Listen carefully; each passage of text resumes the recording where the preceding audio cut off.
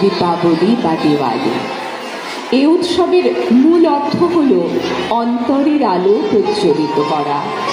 শুদ্ধ চিত্ত হোক, আগুনের পরশমণি চলুক প্রাণে, এ জীবন পূর্ণ করো দহন দানে।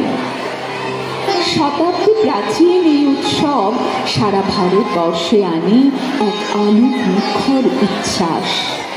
বাঙালির ঘরে ঘরে পূজিতা হন রক্তবীজ নাশিনী মহাকালী। ধর্মের আবহকে রেখেও দীপাবলি ভারতবর্ষের এক ধর্মনিরপেক্ষ সর্বজনীন উৎসব।